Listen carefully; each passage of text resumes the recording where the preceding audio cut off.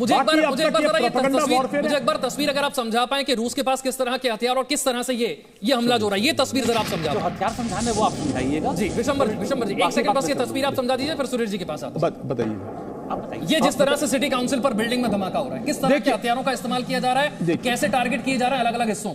देखिए जो खार्किव है या सूमी जो बॉर्डर एरियाज हैं उन पे उनके जो ग्रेड्स हैं, स्मर्च हैं, जो उनके रॉकेट जो फोर्सेस हैं वो कंप्लीटली इफेक्टिव है।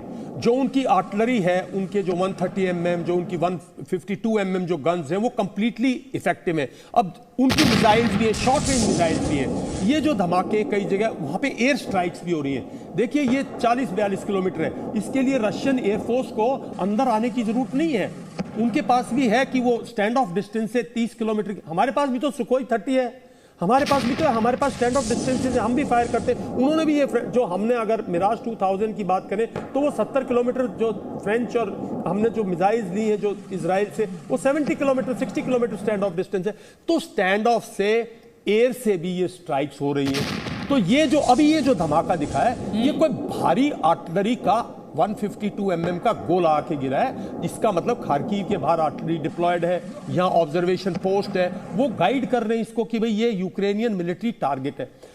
जो मिलिट्री टारगेट्स है ना खार्किव के अंदर, कीव के अंदर, वो जो रशिया की स्पेनाट्स फोर्सेज है, मैं सुबह से कई चैनल पे बता चुका हूं, वो पहले एंटर करती हैं, इनके स्लीपर सेल से मिल चुकी हैं। ये दोनों रशियन और यूक्रेनियन एक कंट्री है। यहाँ काफी रशियंस हैं पुराने जो हार्डकोर हैं, जो कि बिल्कुल जो कि मिलिशिया की तरह हैं, वो शांत घरों में बैठे थे। उनसे पहले स्पिनाट्स आके मिले, स्पेशल फोर्सेस आके मिली, जीआरयू की फोर्सेस आके मिली, इस एरिया की मैपिंग की कहाँ पे है।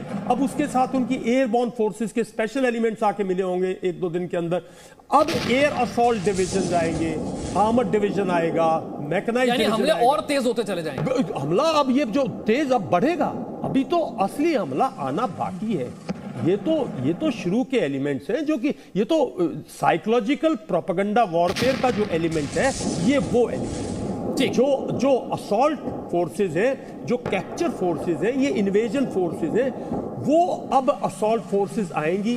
वो कैसे करेंगी, कितनी रेजिस्टेंस मिलेगी, एक्चुअल रेजिस्टेंस का पता लगेगा, जो आज खार्किव में पता लग रहा है। सूमी में जैसे उनके 70 सैनिक मरे हैं, खार्किव में जैसे उनके चिरजी में जैसे लोग मर रहे हैं। यहां जो लड़ाई हो रही है तब रेजिस्टेंस पता लगेगी, तब असलियत सामने आएगी। ठीक सुरेश जी, जो मेरा सवाल था, क्या यूक्रेन के लोगों तक रशिया ये मैसेज पहुंचाने में कामयाब हुआ कि हमारा मकसद आपको मारना नहीं?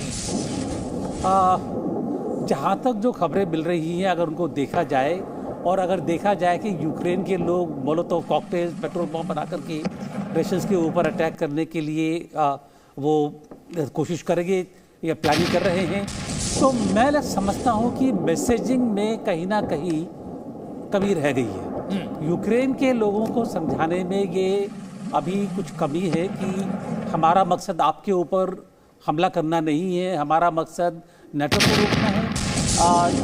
शायद कम से कम वेस्टर्न यूक्रेन में तो ये मैसेज सक्सेसफुल नहीं हुआ। आरती जी, बिल्कुल, जैसा कि मैंने पहले भी कहा, देखिए यूक्रेन क्या कंज्यूम कर रहा है, कौन सी इंफॉर्मेशन कंज्यूम कर रहा है, जो रॉयटर्स से आ रही है, जो न्यूयॉर्क टाइम्स से आ रही है, जो बीबीसी से आ रही है, जो फ्रांस 24 से आ रही है, यही इंफॉर्मेशन कंज्यूम की जा रही है। और उस इंफॉर्मेशन में एक ही चेहरा नजर आता है, वो है Putin as a monster, aggressor. और वो कहीं भी वहाँ पे ना तो दया की कोई स्कोप है, कंपैशन का कोई स्कोप नहीं है। तो यूक्रेनियंस को ये लग रहा है कि उनके ऊपर अत्याचार हो रहा है और ये क्लियरली पुतिन कर रहा है। लेकिन मुझे लगता है जो इमेजेस आ रही है, जैसे हम कई दिनों से देख रहे हैं, मिस यूक्रेन भी आर्म्स लेके खड़ी हो गई।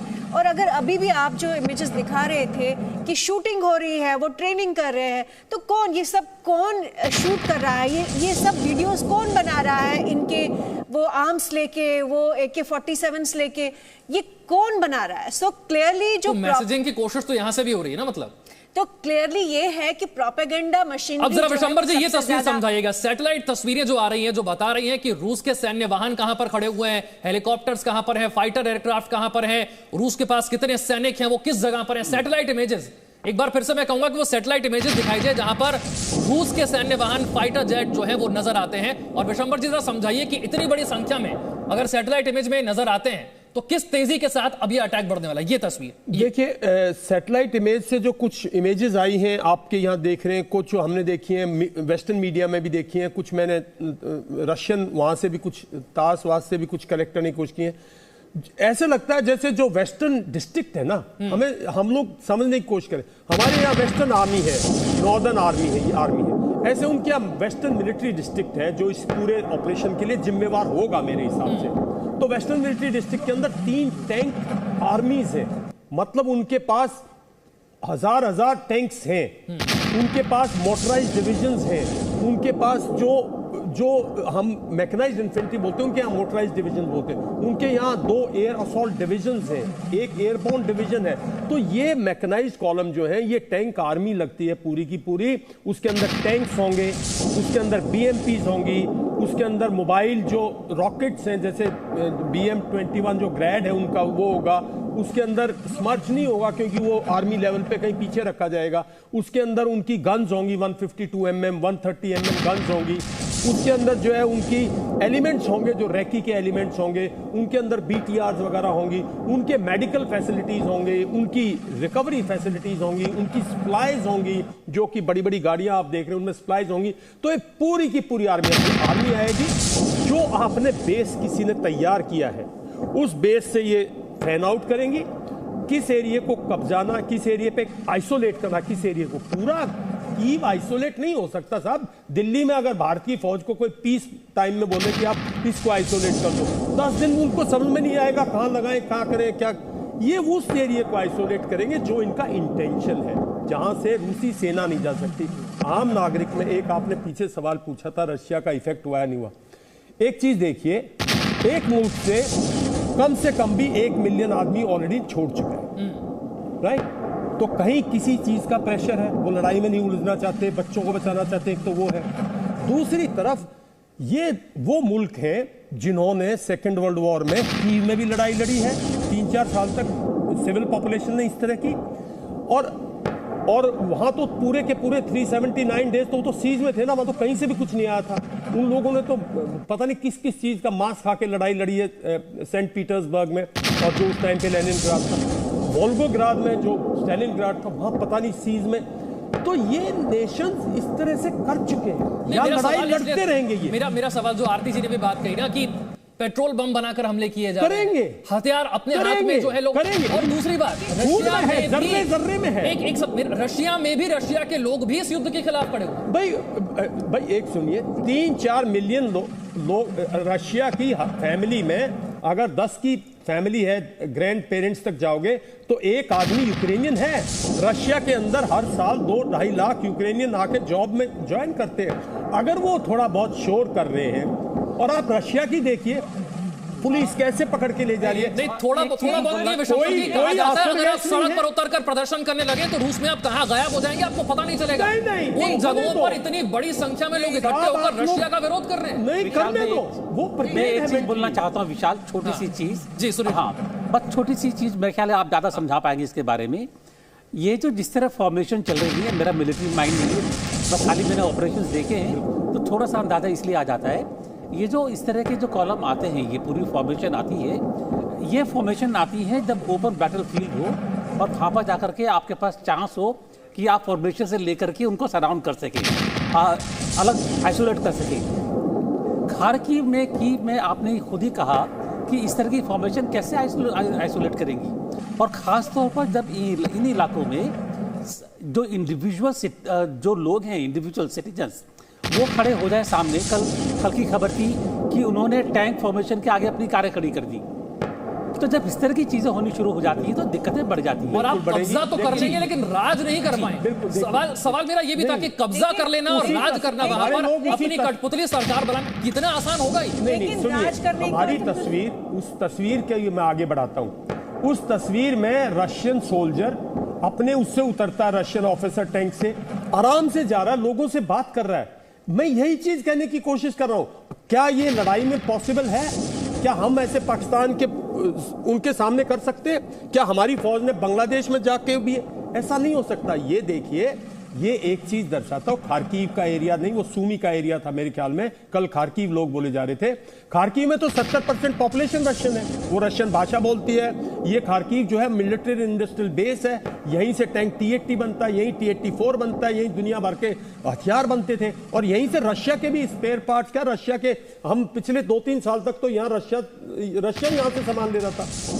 ये सब चीजें जो है, मेरा ये सवाल है कि क्या यूक्रेन के लोग इस बात को मंजूर करते हैं कि रूस की सेना यहां पर आए, टैंक यहां पर दाखिल हो, हम पर एयर स्ट्राइक की जाए, हमारे शहरों को उजाड़ दिया जाए, और वो रेजिस्टेंस नहीं दिखाएंगे? नहीं दिखाएंगे, क्यों नहीं दिखाएंगे, वो बिल्कुल दिखाएंगे, वो लड़ेंगे जब तक उनका दम है। पर क्या रशिया उस तरह से लड़ने आ रहा है?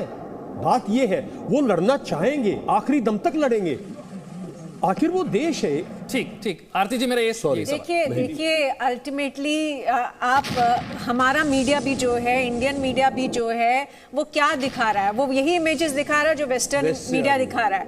और दूसरी बात कि वो वीडियोस हम नहीं दिखा रहे हैं जहां पे रशियन और यूक्रेनियन फोर्सेस आपस में बात कर रहे हैं एज इफ कि वो उनमें कोई लड़ाई झगड़ा नहीं हो रहा। वो वीडियोस हम नहीं दिखा रहे हैं जहां पे सोल्जर्स लेटे हुए हैं लेकिन कुछ हो नहीं रहा है। हम वो इमेजेस, लेकिन क्या वो तस्वीरें इन तस्वीरों को झुटला पाएंगी जहां पर धमाकों में बिल्डिंग की बिल्डिंग्स उड़ रही हैं? नहीं, तो अब इसमें ये भी सवाल है कि ये किसका धमाका कौन सी बिल्डिंग पे लग रहा है। अब एक हाल में एक इस जंग की स्थिति में किसी भी तस्वीर को वेरीफाई करना ये बहुत ही मुश्किल है। पहले एक बिल्डिंग में जो अटैक दिखाया वेस्टर्न मीडिया ने, वो बाद में पता चला कि वो उनकी अपनी मिसाइल से उस पे अटैक हुआ था। तो ये सारी, मैं वही बार बार कहूंगी कि जो इंफॉर्मेशन वॉरफेयर जो चल रहा है वो बहुत हाई लेवल का चल रहा है, बहुत बड़ी स्केल पे चल रहा है। से चल रहा है।